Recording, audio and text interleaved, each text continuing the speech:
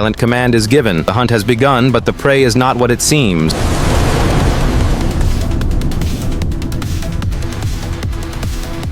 The submarine doesn't emit a signal. It begins to absorb them, creating a patch of absolute unnatural silence in the ocean.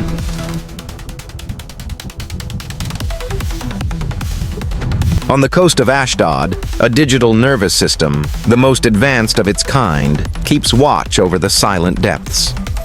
For a fraction of a second, the system registers an anomaly, a whisper so faint it's dismissed as a phantom. But phantoms don't leave echoes.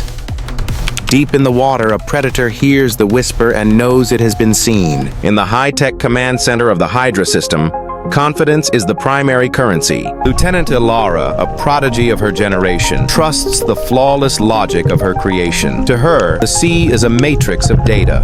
The system shows a perfect, clean ocean, not a single threat in sight. And that perfection is what terrifies Kobe, because nature is never perfect. The official report is clear. System stable, perimeter secure. Every byte of data says the world is safe. Ilara patrols her domain of screens, ensuring every parameter is optimal. Her faith in technology is absolute. Kobe watches from the shadows, a silent observer in a world of digital noise, sensing a flaw not in the code, but in the reality it represents. The sonar map is a masterpiece of clarity, showing every friendly vessel, every school of fish. It's a testament to digital omniscience. And then, for 1/10 of a second, a single red pixel flashes.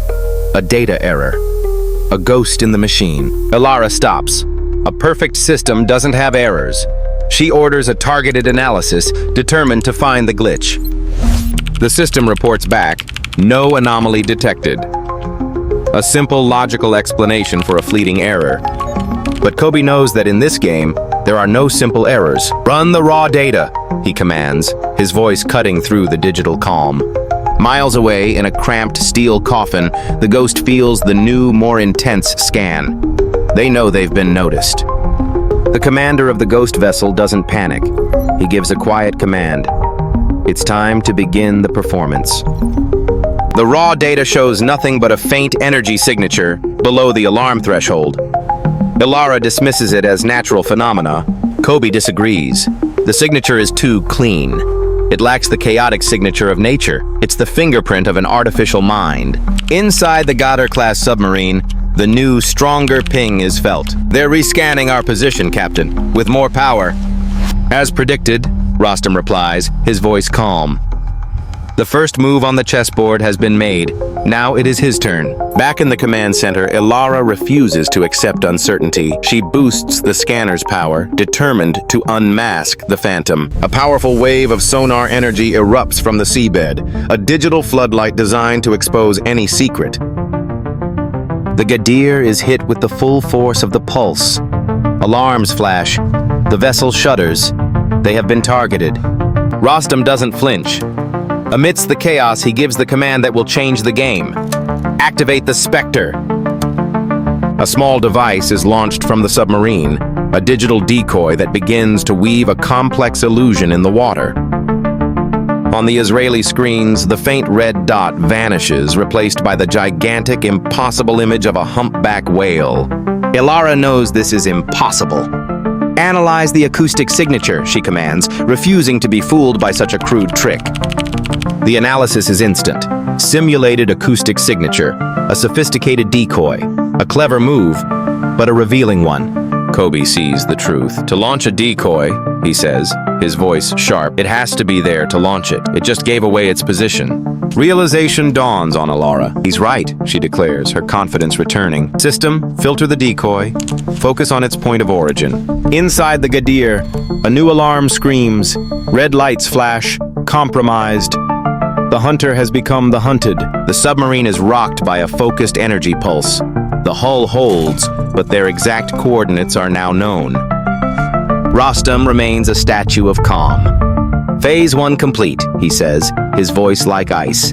Activate the labyrinth protocol. The Gadir goes silent, but it begins to emit hundreds of weak, false sonar pings, flooding the water with digital ghosts. On the Israeli screens, The single target explodes into a chaotic cloud of 500 moving dots. A digital swarm. Kobe stares at the screen, his face grim. He's not running, he realizes. He's overloading our system. This is an attack on the machine itself. Alara fights back with logic, running algorithms to isolate the one true signal from the hundreds of fakes. The system fails. Error. Too many variables. The machine, for the first time, is overwhelmed, defeated. Rostam watches a simulation of the chaos he has created. "It seems we've crashed their system, Captain," his officer says with relief. "Not yet," Rostam corrects him, his eyes fixed on the future. "It will recover. Prepare for Phase 3. Kobe places a hand on Alara's shoulder. "Stop trying to find him in the crowd," he advises. "Ask yourself why he created the crowd." The question sparks a revelation in Alara's mind. "To hide something," she whispers. "Or to force us to do something." "Exactly," Kobe confirms. "He wants us to show our hand, to reveal how we attack." The Gadir waits, motionless at the center of its own digital storm, a patient predator in its web. "Deactivate the labyrinth," Rostam commands. "Activate the void." A new terrifying strategy is deployed. The submarine doesn't emit a signal. It begins to absorb them, creating a patch of absolute unnatural silence in the ocean. On the Israeli screens, the cloud of 500 signals vanishes in an instant. The chaos is replaced by an unnerving, perfect quiet. "It's a black hole," Alara says, her voice trembling. "Even the background noise is gone. It's physically impossible." Kobe doesn't look at the screen. He looks at Alara's reaction. "He's there," he says with certainty. Right in the middle of that emptiness. The system struggles to understand, flashing a yellow warning, acoustic anomaly detected. The warning escalates to orange, inconsistent data, non-physical space. The machine cannot comprehend what it is seeing. Finally, the ultimate alarm. The screen flashes blood red, a final desperate cry for help from the overwhelmed system.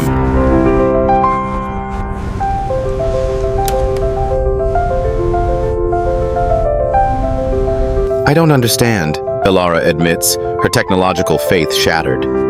"The system has never given a probability like this."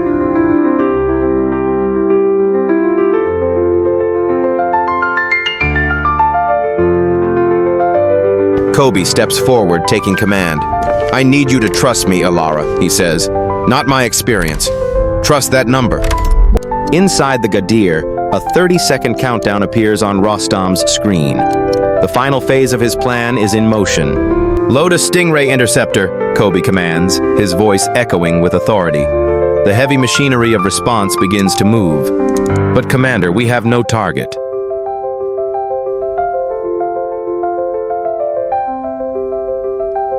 "We're not firing at what we can see," Kobe declares, his eyes locked on the void on the screen. "We're firing at what he's trying to hide." His finger hovers over the red button. "Fire," he commands. The decision is made. From a hidden silo on the seabed, the Stingray interceptor launches, a silver spear of vengeance tearing through the water. From the interceptor's point of view, the black void rushes closer, a silent dark maw waiting to devour it. The countdown on Rostam's screen hits 0. "Now!" he shouts, his voice a thunderclap in the small cabin.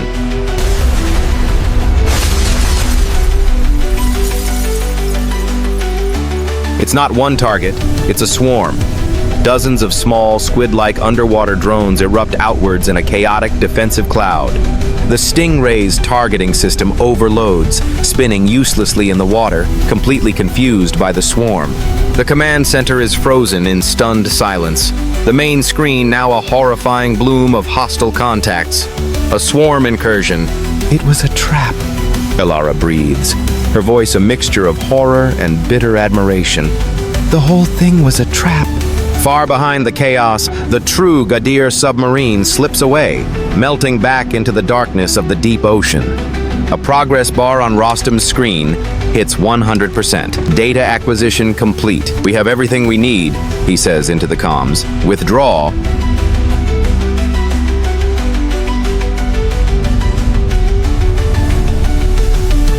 Back in the command center, the automated defenses begin methodically neutralizing the drone swarm. A hollow, meaningless victory.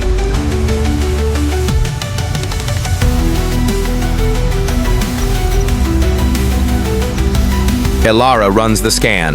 The result is what she already knew in her heart. "Nothing, Commander," she reports, her voice devoid of emotion. "It's gone."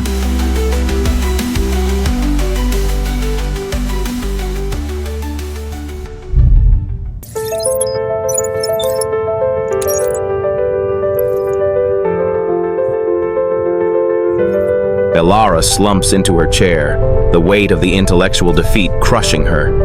The prodigy has been outsmarted. Across the room, two technicians share a short, hopeless glance, a silent acknowledgement of their shared failure before returning to their consoles. Kobe turns his back on the screens, walking slowly to the command center's large window, a lone figure against the digital world. Another drone is neutralized on the screen. The mechanical cleanup continues. Each successful intercept a stark reminder of the greater strategic loss. An older technician quietly places a comforting hand on the shoulder of a younger colleague, a silent gesture of shared experience in defeat. Reflected in the glass, Kobe's eyes are distant, no longer focused on the battle, but on the long, dark journey of the enemy submarine, now far away. Final target neutralized. Sector secure. The green text on the screen feels like a mockery. The room is silent, a tomb of high technology, filled with the ghosts of what just happened. The machine is quiet, but the minds are reeling. Kobe turns from the window, his expression no longer one of defeat, but of a new, hard-earned resolve. His gaze finds Elara across the room. He replays the entire engagement on a tablet, his finger tracing the ghost's path, analyzing every move, every decision. His finger stops on the 91% warning. The number wasn't a calculation. It was a message, a declaration of intellectual superiority. Elara comes to his side. "You were right, Commander," she says, her voice quiet but clear. "From the very beginning." "No," Kobe replies, shaking his head. "We both lost this game, and the next one will be much harder." They stand together, shoulder to shoulder, the veteran and the prodigy, united by a shared, painful lesson, looking at the now quiet map. The scene shifts to the bottom of the ocean. The silent mechanical graveyard of the drone swarm lies scattered on the sand. Life continues. A small crab emerges from the sand and curiously taps its claw against the metal shell of a fallen machine. The camera pulls back, showing the vast, indifferent ocean, the wreckage of the skirmish already looking insignificant against its scale. And that is how a modern battle is decided. Not with an interceptor, but with a line of code. The next war will not be so silent.